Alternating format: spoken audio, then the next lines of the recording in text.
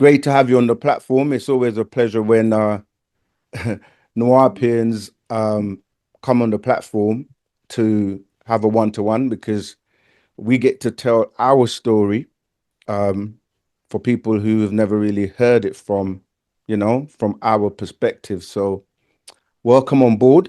Yeah, I'd like to introduce yourself, and then yeah, we can get into having a discussion.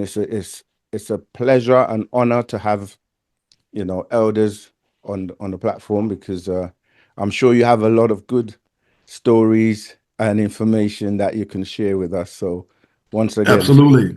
Well, welcome. I want to say this first, and that is it's a definite honor to have the invite. It's a definite honor to be here. I watch what you're doing in the viral world, especially on YouTube. I'm proud of you. You represent the master teacher and us really well, and you have my full support on that. So I Thank am you for your Da'a. kind words. Absolutely, truth is truth. I am, or I should say, Anuke. I am Da'a Matat Afaf Sitep Amun Sanan Atum Reye.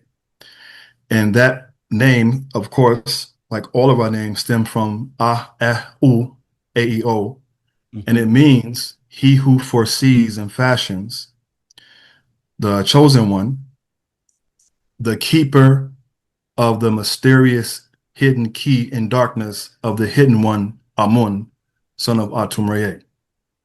And so that's the name. I am a student Very teacher. noble title indeed. I appreciate that. I Yeah. appreciate that. Okay. So yeah, I am a student teacher of the master teacher. I don't know where you want to start off first. The brother Asaru imparted an itinerary in the inbox, so I yield the floor to you, sir. Sure. It's literally quite relaxed and flexible. So, you don't really have to stick to what he has, but obviously he put this together to try and find out, how you came across the knowledge, for example. Let's start Um, there. yeah. Let's All right. start there because Sure. it's very interesting, and only a few people know about the story because it's fantastic what I'm about to tell you. Um, so my Earth father is from Ghana, Africa, uh, primarily raised in the province of Jamaica. Okay. Um, he joined the military and became a Marine. And the week that I was born, which was in Beaufort, South Carolina, Mm. um, the week I was born, he got deployed to Germany. So I grew up in different countries as a youth before becoming a teenager and adult. So it was Germany, Okinawa, Japan, and also Brixton, London. So when we come Oh, back right. here, Brixton, London as yeah, well. man, yeah, Okay. man, yeah, man. So when we Right. come back here, that's the reason why I say not too many people know of my story. Only those Sure. who are from pretty much Chicago in that time know about this. So they divorced. I had a very traumatized, very violent, abusive childhood by way of my father, Earth Father, I would say, appropriately. And they eventually divorced. Um, Mom was living in Chicago. I moved back, not back, but I moved there with her. Total culture shock from California, international countries. I always spoke different, and people always asked where you're from. I never could really break down because I spoke different with different accents because of the travels and where I lived and so forth and so forth. Um, but enough said, I joined a gang in Chicago when I was about 11. Now, mind you, if we know the religious story of Nabi Ibrahim, Prophet Abraham, the master teacher broke down that he grew in stature pretty fast, in Right. height and stature. Hmm. Well, apparently so did I, because at age 13, I was 6 feet tall Wow. and I had a growing, thick, median trim beard. So therefore, at 13, people thought I was always older than what I was in the physical. Mm. So I remember it was seventh grade, and I began to become attracted to Black history. I was reading books on Marcus Garvey, Dusa Lee, of course, Noble Drew Ali being Noble. The Moorish science, if you will, is heavily rooted in Chicago. It's heavy, Right. and so I began to read and started to understand that process first. And I actually went to school in the eighth grade with one of Farrakhan's grandsons, Anwar Farrakhan. So therefore, I got introduced to the Nation of Islam through his grandson. Went to Right. the Fort Call building in Chicago on the South Side.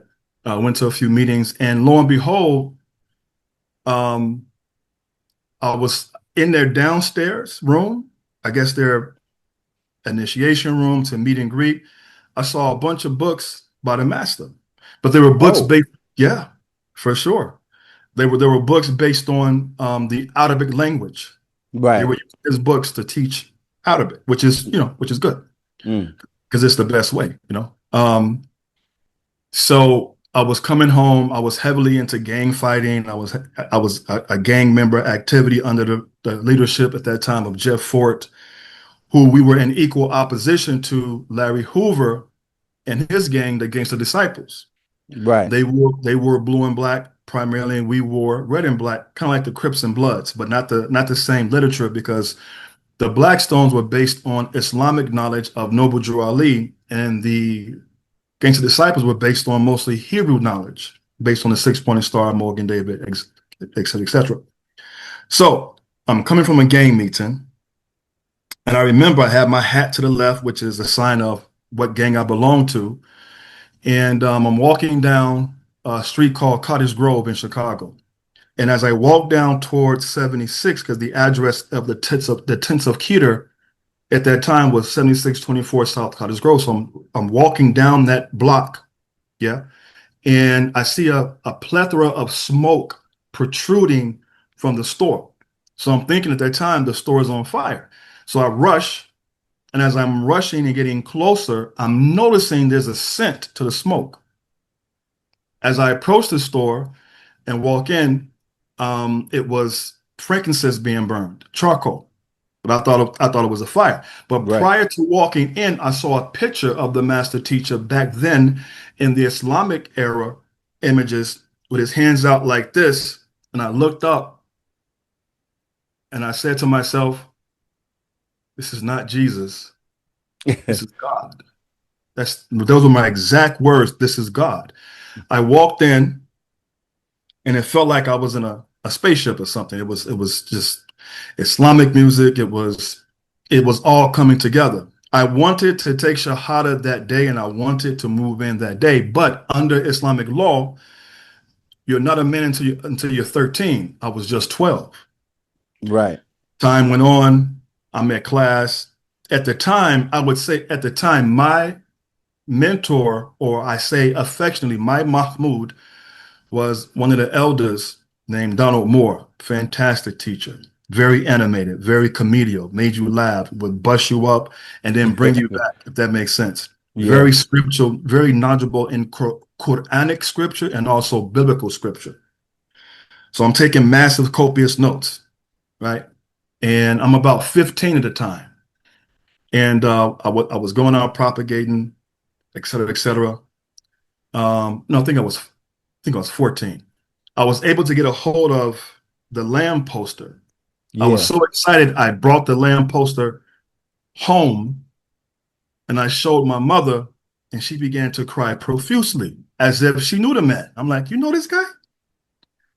And she goes, I don't know him, but I seen him in a dream.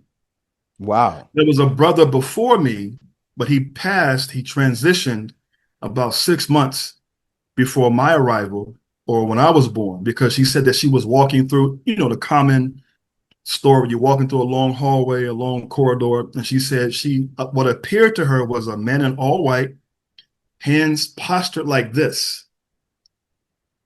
long black hair, very well trimmed. She even said he was a handsome angel or something, right? Yeah. And she said the man that she saw before I was born, after my brother had died, was the master teacher. He had his hands up to acknowledge her by the gesture, stop. He said, stop. This is what she said. He said, stop. We're sending you another one, right? And so I'm reluctant to go further because I know my tribe, sometimes when people who have different kind of backgrounds or stories, they could be space cadets, they could be, oh, he being on spiritual stuff. It's not that. This is facts beyond facts. So I was a weird child, to my mother would say. So you always say things like you knew what to do, or there were times where I would have toys close to you. I put them up, I come back, the toys are back in your area. I don't know how you got them. And so I had a serious accident right here when I was a child. I was playing on the table, and there was a crack in the table. The glass burst on my wrist, and I guess that traumatized her to a point where she put me into a mental hospital. Here's the powerful. Listen. Here's the powerful aspect of the story. So I'm in this hospital, and there's a plethora of other children, right? But as I'm in this place, it was called Tinley Park Mental Health Institution. I was examined by psychiatrists, by doctors, and for some reason, they didn't like me because I had what I perceived then. I had Nuwapu in my mind because they would show me pictures and say, "What does this look like?" And I would ask them back to them, "What does it look like to you first?" Because my definition may not be your definition, Right. right? And so it all boiled down to that they were trying to get my mother to put me into college. I was at a level of intelligence that to them in the 80s was collegiate level, but we didn't have the funds or the resources, so I couldn't do that. So back to showing her the picture, she began to cry, and she said, "I know that man. I've seen him before." And I said, "Mom, this is my teacher." And then she said something very peculiar. She said, "No, he's more than that to you."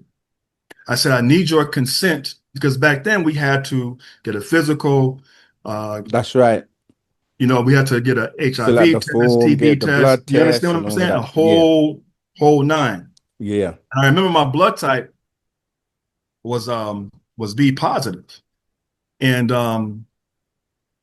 I did some research on that when I was young. Didn't find too much stuff, but the master had broke it down like decades later what B positive is. And I said, "I need you to sign me over to the Ansarullah community." She was like, "What?" I said, "Yes, I'm too young. I want to be a part of it. This will straighten me up," because I was a bad kid in school. Bad. I'm just, but very intelligent, but also very bad. Right. Mm. So she was like, "If this is going to make you do right and not come home with ripped up shirts from fighting, bloody t-shirts," because I was Chicago is Chicago. Well, Right. you say that like I'm from Chicago. I But say that I know because what you mean because I know the reputation and everything. Yeah. exactly, Chirac and all exactly, that stuff. Yeah. Go ahead. exactly. So wasn't born there, but out of any place I live, Chicago, I always say, I don't have to say Chicago, but I'll always say Chicago because number one, it's comfortable to people. I don't have to go into a lot of rigmarole conversation, Mm. right? It's the place where I primarily was raised a lot of years consecutively because after Right. Chicago was Brooklyn, right? I was called to be a disciple of the master. Mm. And so, So she yeah, signed that's the form. correct. She signed a form. Thank you. A letter came back from, at that time, it was Nubia, which is upstate New York, Mount Zion. And in the letter, he said, "I would be happy to have one of my sons come home. I adopt him today." Right. And so I was ecstatic about that. But I wasn't the kind of person, you have some people who are letter shorts, Mm. right? I was young. I didn't have that type of propensity to walk around with a letter in my back pocket, you know. So time went on in Brooklyn. So I moved in the year of 19, let's see, I'm 50 now. I was 12, 13. 74, 84 is 10, 88. So it was around 88, 89 when I moved in. It was December. I remember it being very, very cold. So I've been around since 1989. And the Right. stories I have to share, oh boy, I tell you. I'll give you one Wow. right now. I'll give you one Mm. right now. So at the time, we had what was called the 19 classes Hmm. that every bookstore, every place had to come to Nubia for the 19 classes. Well, in the drop off of me becoming a disciple, I rode with a couple of brothers, and I back then I had the pop bottle glasses, very bad eyesight, and so we got into an accident.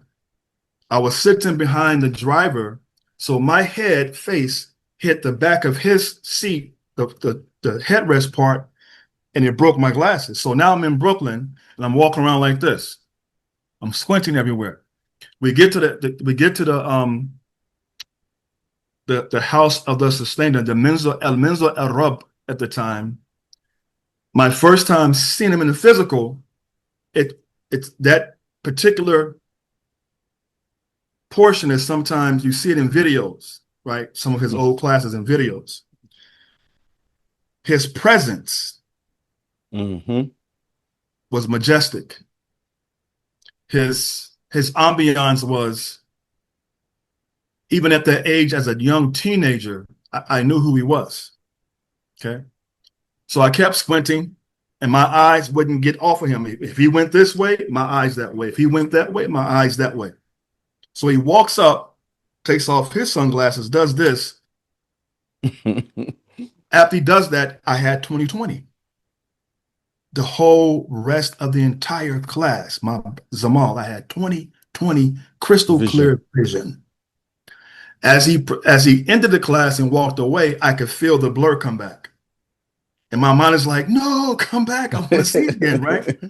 So Right. for that particular moment, in the sense of eyesight, one of my stories of healing, he healed my eyesight for about an hour and a half, right? And then the blur came back and I was able to get glasses and I got dropped off in Brooklyn. And that's when I say my school really began, was when I got Mm. dropped off in Brooklyn.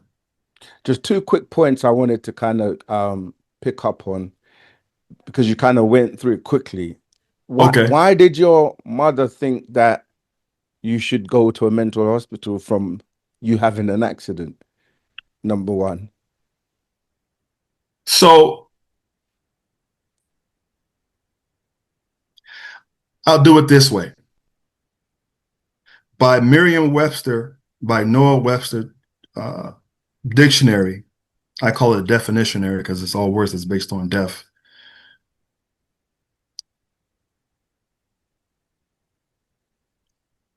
The word I want to use per their word is according. This is why when I was commissioned by the master years ago to help others become better teachers and not regurgitators, become Hmm. better teachers and not regurgitators, if that makes Yeah, sense. I hear that. One of the things I will always say is never ever say in your class according to the master teacher. Never say that word according, because the Mm. word according means in the opinion of. Right. So if you say according to the master teacher, it translates as uh, by way of the opinion of the and it don't make sense. It infers doubt as well, right? Correct. Correct. Hmm. So according to my mother, she said I would do certain things that was based off telekinesis.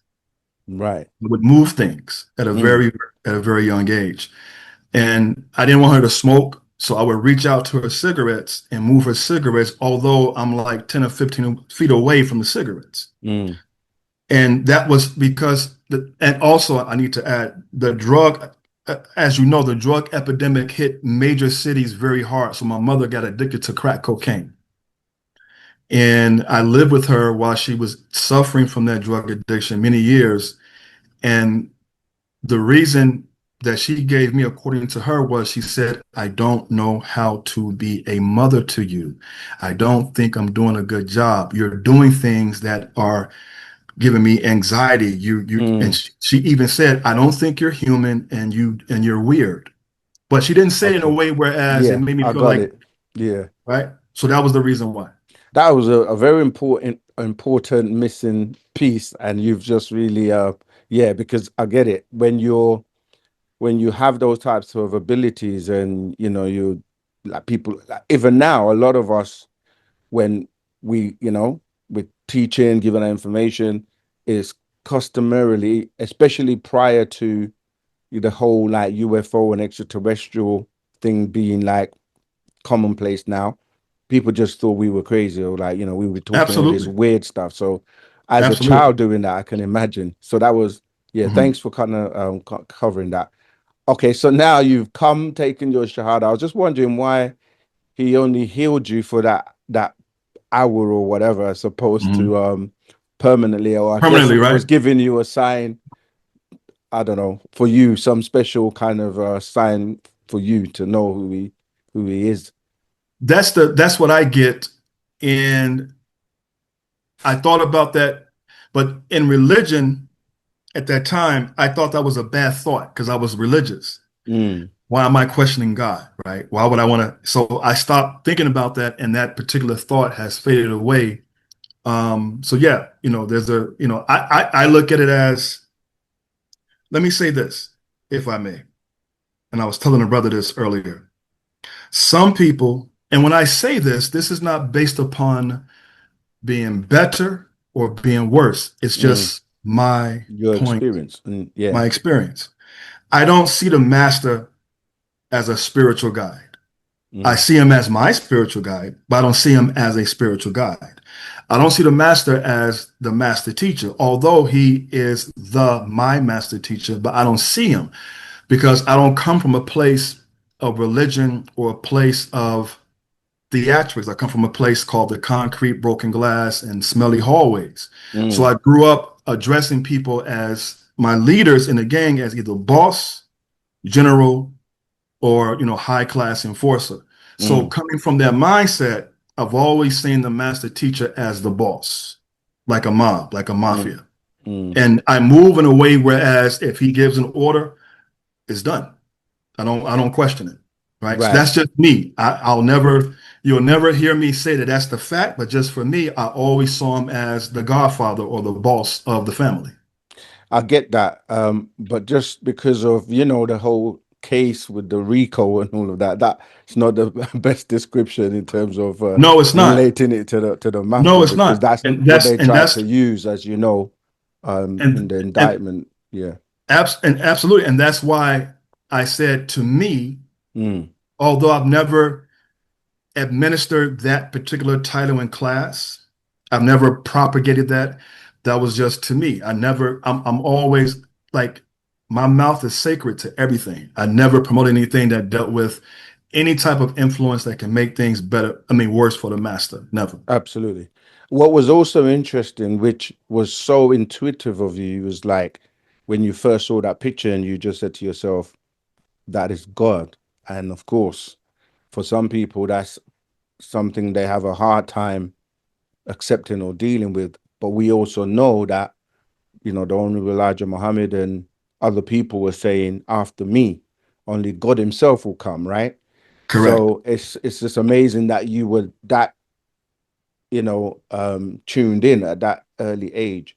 Um, so okay, so then did you move to Tamaray? Did you get to live on Tamaray, or after you were in New York and the tents of Kedar, and obviously it's a big story between that time to Tamaray. So just wondered if you, yeah, if you lived on Tamaray, or My anything my else you my want to my share. Yeah. my smirk is coming from this. To me,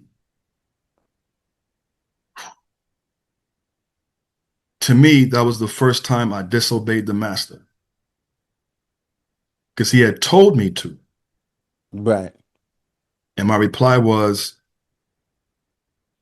I don't want to move here. And the reason I gave, I thought would make him mad, but it actually, he was impressed by the reply. I said, I don't want to move here because of so much ego and so much brother fighting a brother. I don't want to be a part of that because my temper could let loose. Mm. And his response was, "You want to go off your own steam." And he smiled, and that was it. So no, I never lived on the land, but when it came down to having to be there to pick up products, to pick up books every 2 weeks, driving from Chicago down to the land at the time, it was called Kadesh, many nicknames, the camp, Mm. going down south, et cetera, et cetera. And helping the brothers, bringing food. I did what I could to support the brothers who lived there. I would always bring food, and for those that needed help with certain things, on a financial level, I did my Hmm. best. I Right. did. Mhm. Absolutely.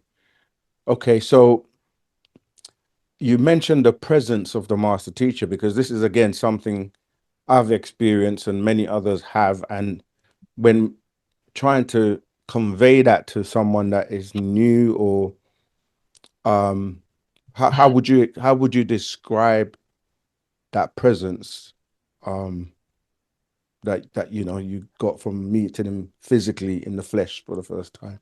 Yeah. So for those that know me, they know I'm a pretty comedial, funny guy. I'm a jokester.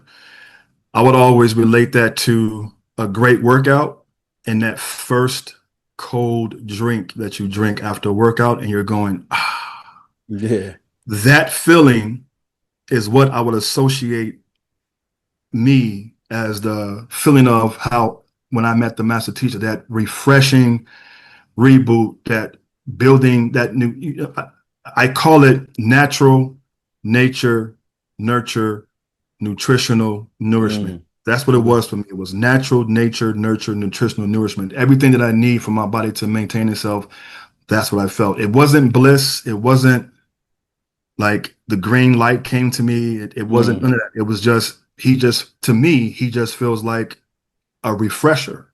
Mm. Every day, like refreshment. He teaches us about linguistics and words. And one of the things that we sometimes don't look at is the suffix ment, which is mind, government, governing your Mm. mind, supplement, supplying your mind. So refreshment goes into that breakdown as he even to this day, I look at a picture, he's refreshing my mind. It just Mm. feels like a good cold drink, not alcohol, but a Yeah, good cold very drink just after a serious refreshing. after a serious Yeah. workout. You know how the Yankees are. They take that cold drink, meaning beer or something. No, not Yeah, alcohol, but yeah. just a nice, cold, refreshing drink after a long, hard day of work. That's Like how a you do breath it. of fresh air. Correct. Yeah, I'll hear that. Correct. So what was your thoughts or experience, if at all any, in regard to him being an extraterrestrial, the kind of the UFO phenomena, extraterrestrial, talking about him arriving here and planet risk and that kind of stuff? Like, were you one of those people that because I remember that was one of the things that most organizations and people in religion, etc., like used to make, I guess, fun of us in terms of, you There know. was a there was a there was a brief distortion in the connection. Can you repeat what? Sure, sure. Yeah. Yeah, I was just asking about if you had any kind of experience with extraterrestrials, UFOs, because obviously the master coming here and telling us that, he's a being from the planet Risk. And this is something that more so back then, a lot of people used to kind of make fun of us, ridicule us, and try and say, we were crazy. Just wondered what your experience was in terms of how did you deal with like that knowledge of the master teacher being an extraterrestrial and just the whole UFO and extraterrestrial phenomena. You know what's interesting about that question is, and I'm not trying to sound like some kind of overdo it Yannanite person, if you will. Hmm. Nothing that, in my experience with the Father, nothing that he has ever broken down made me feel like, let me go look that up. Nothing. Mm. I'm not promoting faith. I'm not Hmm. promoting belief. I'm just saying for me, Mm. nothing that he's ever broken down has made me feel like I got to go to Google, I got to go to the dictionary and look this up. No. I have experiences. Mm. Um, so physiologically, on my left side, all of my children who were born came out green. On my left side, I have this they say is a birthmark, Mm. and the birthmark is like it looks like a scar, but it's a green scar. It's on my left side. From my solar plexus down to below my navel, there's like a mark that looks like I've had a C-section before.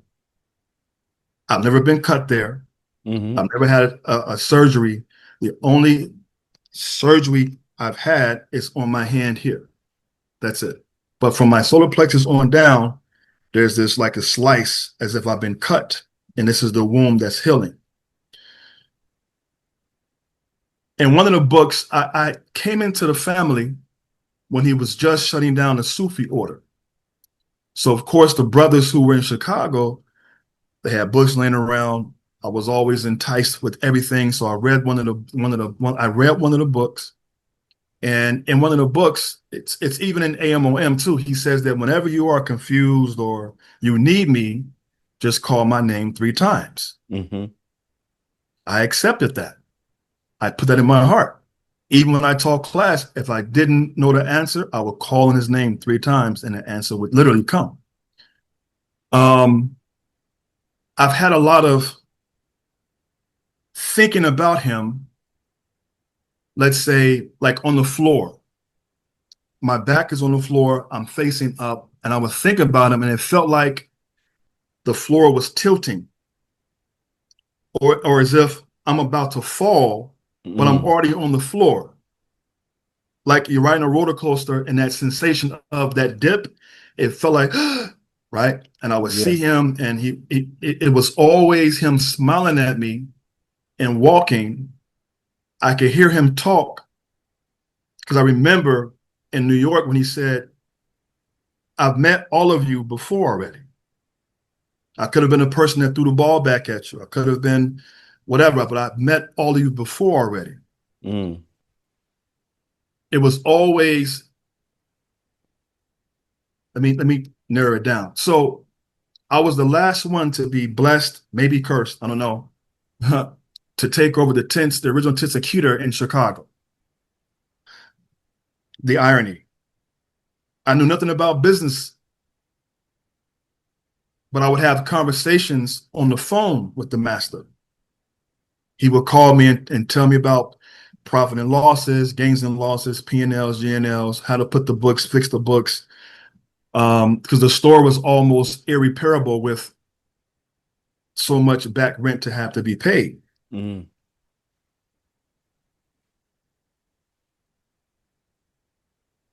One day, I had a conversation with one of the sisters in the office, and I didn't say some kind things because I was frustrated. Mm. Let me tell you why I was frustrated. People weren't getting their orders.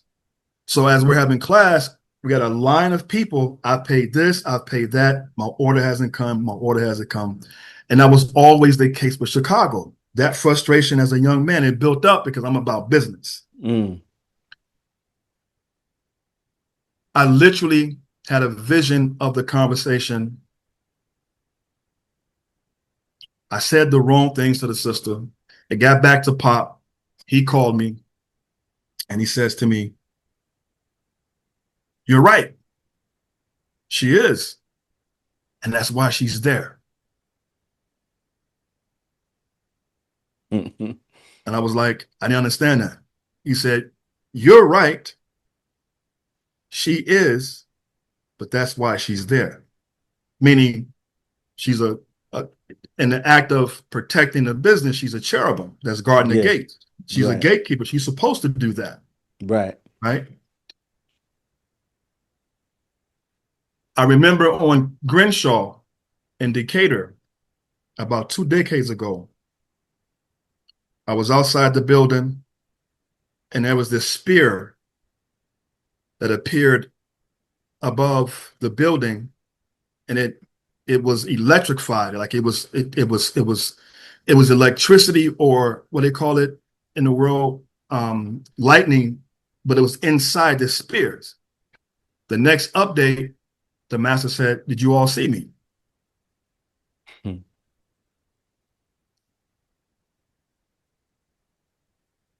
I want to go into a plethora of more. Yeah. I would rather do that offline, and then you Yeah. approve if that could That's be said, fine. Yeah. because it's deep, if that makes sense. It's deep. Yeah. I mean, It's deep. personal experiences for you, and you share those with who you want to when Oh, you let me want give one to. more. Let me give Okay. one more for the Hmm. family. We were on this excites me. We were on Kadesh, and the master had came out, and he had on the garb of El Mahdi, the Jalabia with the Hmm. pyramid, the Sufi stuff. He had the Dr. York part, you know how Pop do, Yeah. right? Hmm. And he says,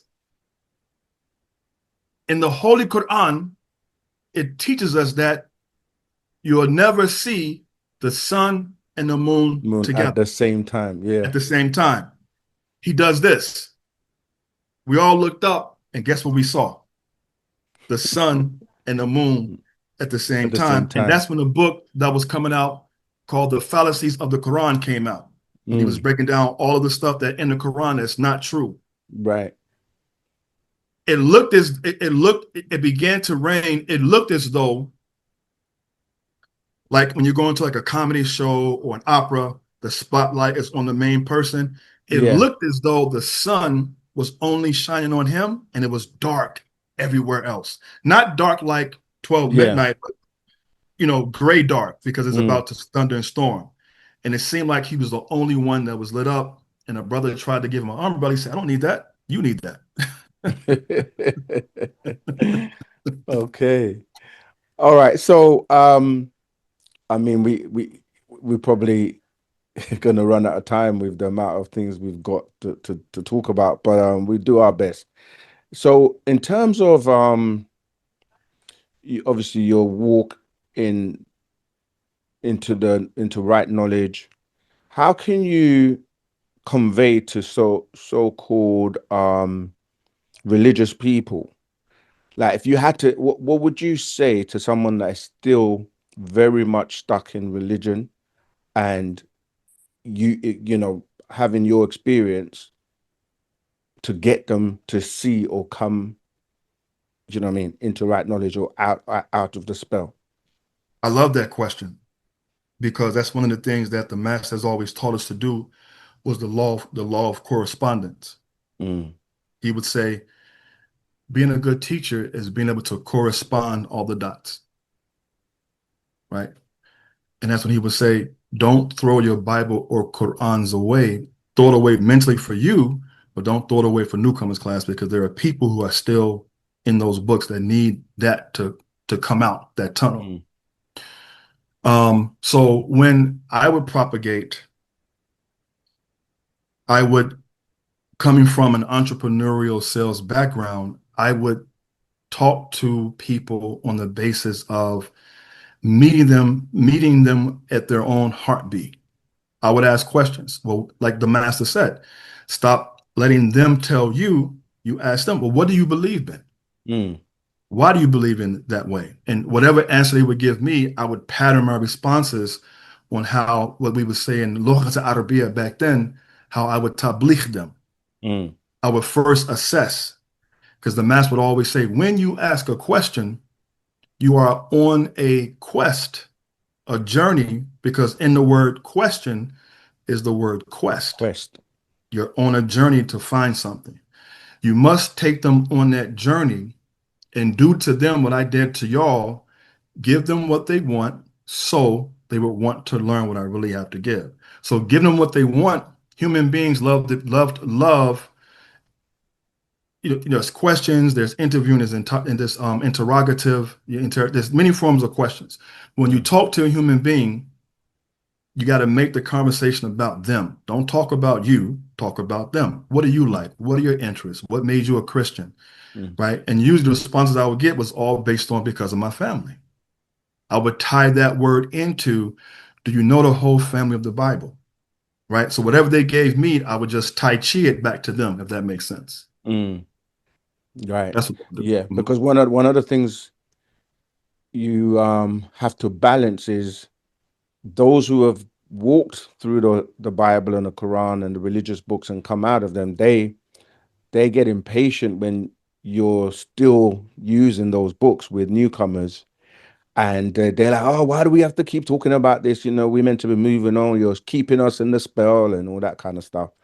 And then obviously the newcomers, like you say, you have to walk them through it so that they get to yeah, to see it for themselves, as opposed to you just getting, oh, put that away, just come over here. So what you said there is very true, because that's one of the questions we get even now. Like, you all say you're not in the Bible, but you're always quoting the Bible, you're always quoting the Quran, you're always quoting these religious books. Yeah, so that's great.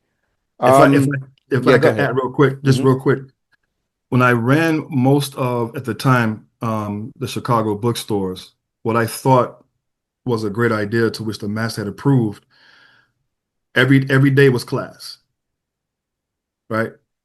Mm, Monday was the School of Islam, Tuesday was a School of Judaism, Wednesday was a School of Christism, and we would dress up the way of that religion to talk to people who were newcomers, so that by the time Sunday come, they would have a plethora of information to not look so lost because Sunday was newcomers, but the newcomers who were coming were already versed and understanding about Ptah and Tehuti and who they were in correspondence to religion. So that's one of the things that I would do. And I think that some of the bookstores would have an advantage if they schooled their classes based upon the days that they have available. But we're in a day and time whereas time is limited and the stores must operate the way they can in the area they're in.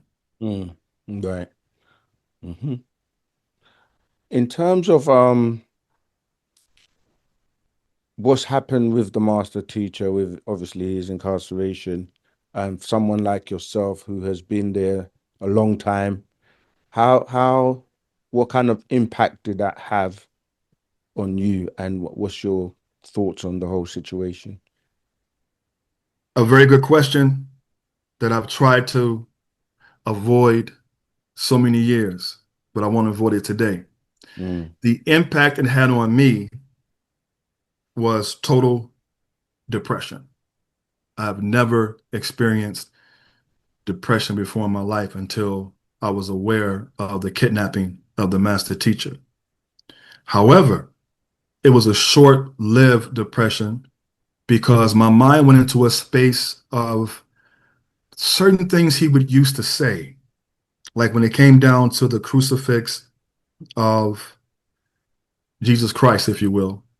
And hmm. he would say, it was made to look that way. It was, and he would talk about the transfiguration from Judas to Jesus and Jesus to Judas. And in one of the True Light tapes, he would say, it was made to look that way. So I put that in my heart for me. This is why I say I was reluctant. I've never taught this. I've never Hmm. administered this to anybody. Maybe a couple of brothers who were responsible enough to understand, this is just coming from me. It's not from the books or it's not from the master. The ability and the abilities that I've seen him and act do is what kept me out of that depression. I completely understand when it is said it's love and unity because I was one of those brothers that back then loved everybody. But because of the school I was in, you can't, I don't want to say can't. It's hard to be about love and family when you're around lions and aggressive young Vikings who all want to Mm, make a name for themselves for the master in front of the master teacher. That was my school. My school was love. My mm, school, I loved the brothers. I loved helping out. I was the gentle giant. I was the big guy who was nice, said yes mm, to everybody. I didn't have no boundaries. So it impacted me in a way, whereas again, it was total depression for a couple of months. And then with some of the True Light tapes, I went back to some of the exercises in AEO. I was able to regroup and see it for what it is for me, if that mm. makes sense. There's other things I want to say, but I'm very careful, like you said, Yeah, yeah, judicial. yeah. Yeah. I want to be careful. So maybe one day we'll have that conversation between you and I. Sure, sure, absolutely. Mhm. I mean, it's beautiful. I mean, a lot of the things you've said, I can 100% relate to, because I experience some similar things myself. So, and people can generally, it's not so much what you say as well. It's the vibe, the energy, the vibration. Sometimes you don't have to say too much, and people can still pick it up. Um, and how do you feel looking at the world today and the impact that the master's works and the books and the knowledge and that it has had on the planet, to be You precise? know, it's funny you would ask that. I have to give you a two-part answer. One part was when I was younger, I used to despise people biting off our doctrine. Mm, I used to despise people who would use our doctrine to make their doctrine seem powerful, or use the master teacher's teachings in their organizations to give them validity of what is happening out here. In a class in Kadesh at the time, Tamaray, he would say, I'm not human. None of that bothers me. None of mm, that, let me go fight him for biting my stuff. I don't have beef with people. He would always say, and you know this, when hmm. I say it, he would always say, as long as the information Information gets gets out, out I there. don't care. Yeah, that's 100%, Right? 100%. Yeah, Right. So I yeah. had to, I had to I had to get over that ego of, because that was a form of six ether forces trying to attack me to create anger, and breathe and be calm, and like the master said, he Mm, knows what he's doing, and to trust him. And from that realization, from that experience, that was one of the things that has impacted me, is when I hear people talk about non-ether. And I heard one guy say, this comes from me, and it rose my eyebrow so high, I think it left my skin. I was like, wait a minute, it comes from you. And then sometimes when you're on Facebook and you're on Instagram, you see these people, they talk about, did he write this? Is this authentic? One brother had made me so mad that he called Sabaean. He said, he put it in quotation marks, soybean. I wanted to rip him, brother. I wanted to get him, right? I The hear whole you. Ansar way too, right? I wanted to get him, but remembering the maturity and the patience that the masters always taught us, these situations that have taken place to uh, our master teacher has been depressing, and also has been angered. I've been angered by it. And Mm, I think that I'm gonna say something. I think that a lot of us need therapy. mm. I think, Not Go sorry, go ahead. ahead. Now, I was going to say, yeah, I think a lot of people don't realize how traumatic the whole, incident has been with the displacement of, women, children, elders. You build something so beautiful and then, someone just comes and destroys it. But it ties into um, the growth as well that we have in having to endure and be resilient to whatever we've been put through. And just to touch on what you said about people biting the doctrine and claiming it to be theirs, I remember I had to learn, when books go, you have books and you cherish your books and you would Mhm. lend them out to people and then you never see them back. And a lot of people would be coming to me like, oh man, I'm not lending out my books because I gave my book to this person or that person and I never got it back. And I would say, well, it's doing the rounds out there. You've just helped to share that. You don't know who that book is saving out there, so you can let Absolutely. it go. So it ties in Absolutely. with what you're saying, how the master is like, look, I don't care, just as long as the information gets out there. But yeah, in terms of we've endured, and I think people don't realize how much we all deal with on an individual basis. And we've neglected a lot of our selves in terms of building because the legal fight has been designed to distract and drain us of our resources and things like that. But we know um, the prophecies, if you want to use that word, is that we will triumph and the master will come home and we will, rejoice. So Absolutely. that Come out with keeps great us going. substance. Exactly, exactly. Mm-hmm. Yeah. Let me touch on that too, Sure. real quick. Two things. It's going to be quick. I remember somebody asked a question when Baba broke that down, Genesis um, 15, 13 through 16, the fall of many nations or come out great substance. Somebody asked, what's the great substance? He said, money. What do you think it is? Money, Yeah, right? yeah. Because sometimes we want that spiritual, fantastic, mega answer, and Baba come back with the most simple thing. Simplest, yeah. It's simple.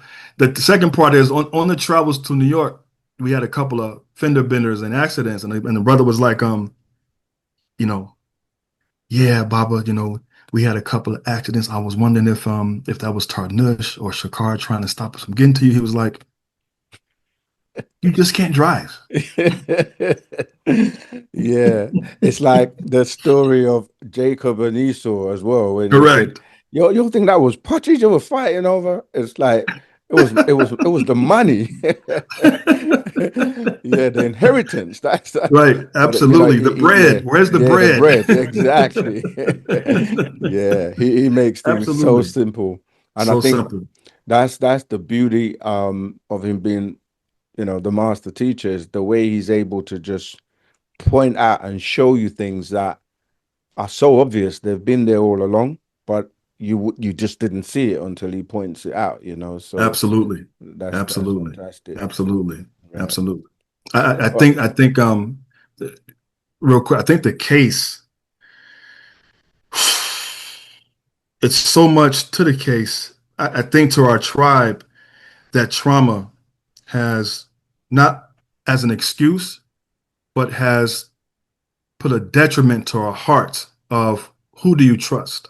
mm, Who do you trust? Who do you give to where that it's gonna get done right? If that makes sense. The mm, case has done a lot, which has been a concentrated effort by those centurions to put things in place to dismantle us. I think of it as like Voltron, the mm. master's the head, we're the body. If the body That's can't right. connect, if the body can't connect, then it's Mm, hard to bring the tribe together. And I think that if we all did what we teach, which is start the process of reconciliation with each other. mm, If we do what the master has said many years, many times, learn to care, that would be a foundation of, if we ask these questions to everybody, how has this affected you and what are you going through and what do you need, brother, sister? That could be a good starting point to healing the wounds that we have towards each other. mm-hmm, mm-hmm. Mhm. And I remember, again, being the master, the way he addressed that was like, how can you all say you love me, but then you don't love each other? That I am you and you are me. So, and then obviously the love and unity, as he says, is what's going to free him. So what you're Correct. saying is absolutely right. And I think, if even the song from Whitney Houston, "The Greatest Love of All," like, if you don't Mm. start with loving yourself, how Mhm. you gonna then express that divine unconditional ashuk to others? So that healing, as you're describing, has to come from you realizing that, sometimes we beat ourselves up too much. We've got to be able to Yeah. be like, we're all doing our best under the circumstances. And it says, the best is all that you can do, because if you could do better, you would, right? So yeah, but you're right. We definitely have to, acknowledgement, acceptance, and then some love of self, and then that will extend outwards. Yeah, we're coming to the last, Sure. I guess, 9 minutes or so. So I'll just let you freestyle and share anything you want to I leave Yeah, the for audience with. sure. Mhm. Again, thank you. for this major opportunity. Hope there could be a part two or part three or a Oh, absolutely. second Absolutely. time. Yeah. Um, I highly recommend that our tribe seek out the elders. Mm, When I say elders, I'm not talking about me. I'm talking about the ones, the ancient ones, the old ones, the before me. I think a lot of us don't understand the master teacher the way the elders do, who spent time with him, the ones who spent time with him. mm, Um, I think if we did that and asked those questions to the elders, like you're like in your platform, what was it like for you? You know, because I've gotten some serious breakdowns, which makes sense to mm. how the master mindset somewhat works. And I say somewhat because I don't take any claim that I know how his mind works. I say somewhat because I've seen some consistent same thing, if you will, but not I Hmm. don't know all of it. Going to the elders is essential to where we are now Mm, because eventually we're going to be those elders that this new generation that we have now will have to go to and ask us, what was it like for you? mm, What did you go through? Because a lot of people don't really understand that the master teacher is just not a master teacher. He's also a father. Many times people would ask him questions and he would say, I got four ways to answer you as your father, your brother, your hmm. uncle, or your friend. And he said, if you say father, I'm going to get my belt and whoop you. If you say brother or uncle, we can sit down and have a conversation. Right. And so because of those energies that he has, that 76 trillion years of just complete perfected knowledge, I think we're missing. I think the elders are pieces of those trillions of years. Because Mm, if you look at the old tapes, like the Who and What Are You, right? Where he was able to call on and the elders saw. you've frozen for a minute, bro. Are you still there? And we would have Okay, some you're kind back of. now. Yeah, you froze for a minute. So Oh, did if you I? could just, Okay, yeah. I was just saying that if we go back to the old tapes and Hmm. we hear the master teacher talk about how he did certain things in front of our congregation, our people, they were there. Mm, They saw him do certain things. absolutely. They saw him be a certain way and then transform. I'll give an example. One of the elders, and this was in a I can't remember the name. This was in a conversation. He said that one day the way that he got the mission was that Baba had come home and said, I got a message. And that message was what they were doing at that time. Stop. This is what we're going to do now. It came by way of a message.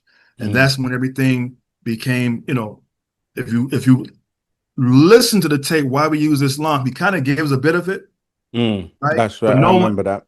But no one knows the stories of him being young. No one knows the young lords. No one knows how he was in the streets, right? No one knows, even though the tablets say it, no one knows that he was working at Wall Street the night where he became who he was and saw the reflection of who he is. He says, I was coming home, walking home from Wall Street.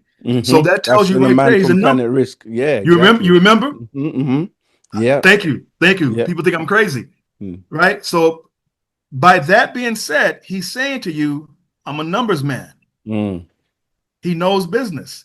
When Right. they say when they say he never taught business, it drives me crazy because they don't even realize he was the business, Absolutely.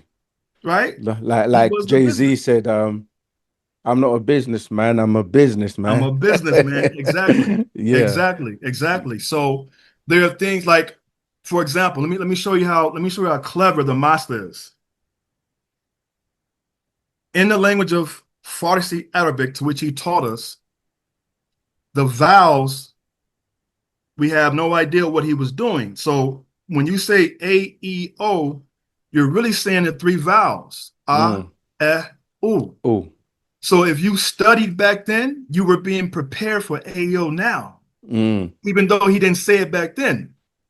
because the ah is the sound that the fata gives, the eh is the e, and the o is the u. So Mm, just by understanding that, he always has left clues for us to figure out and to conclude to. Because in many tapes, he would say, we have to learn to conclude to things on our mm. own and figure it out. So Yeah, absolutely. You've said so many things I want to pick up on. come on. The first one was like trying to convey to someone like what you just said, that the master would tell you something, and as long as you're holding onto the rope and walking with him, he said things to me that came to pass 10 years later on. Mm, And you're like, wow, like connecting the dots, right? You also said about the elders, and another thing he taught us was how the young people was going to turn the hearts to the elders and the elders to the young people. And sure. of course we have everything, like in terms of our rituals, communicating with the deities, and Indeed. our having our altar to communicate with our ancestors and things like that. So yeah, you're saying a lot of things that for someone that's been studious and studying and walking with the master, like yeah, it's amazing that looking backwards you can see how the foresight that he had, and pretty much everything came to pass. And people who are really serious about, like you say, studying him. I remember he was saying, I've said this before, he was saying, do you remember the poster with the where he's got the golden sash and the menorah with I the, do. yeah, I remember reading that where he says all eyes shall behold. And back then there was no internet or any social media or anything like that. So I None. used to always wonder how that would happen, because I truly, like you said, it's another level of, I guess, growth when because people will be like, your followers, you just follow whatever he says. But there's a level of when you know something that resonates with you, that is true, that you don't need to check out. And for some people, like he said, question me, like, and he even said on a recording that some of you, because I've said so many things that have come true and they're right, you may say to yourself, I don't need to question the next thing. But however, he always encourages, don't believe me, check it out. But yeah, that point where you get to when you just know, like, whatever he says, whatever he's doing, you just have that 100% assurance, you know. And yeah, for some people, I guess new people, they can't really grasp or get their mind around that. But like you said, again, that's something I've experienced where, people say, oh, well, if he tells you to go and jump off a cliff, are you gonna go and jump off a cliff? I'm like, if you know him, he wouldn't tell you to do that. So it's kind of like the question is redundant, but they're saying that because you're so passionate or convicted with with what he teaches, to the point where you literally say, yeah, I follow the lamb wherever it goes. But people think somehow you're not smart enough to know that if he says go and jump off a cliff, that you're not gonna say, man, I ain't gonna do that. Like he said, the Koresh, the whole Heaven's Gate thing, like, black people don't get together and commit suicide. So have you lot not watched Rodney King?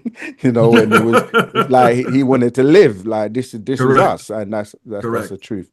But yeah, it's been such a pleasure speaking with you, and Likewise. we Lovewise. would definitely do this again. And I think we do need to bring more elders on, and yeah, just everyone. And it's good to, I think, in terms of the therapy you were saying, and us speaking about what we've been through with the whole, incident with the incarceration, the kidnapping, and the stealing of our land. I think this actually is one of those ways, I think, as well, just speaking Sure. and talking about it. But I Sure. wanna I Sure. wanna really show you love and thank you so much for coming on the platform and having the one-to-one. And Absolutely. It's a until pleasure. next time, we'll do it It's a again. pleasure. It's a Tau, pleasure. tau, Wadu.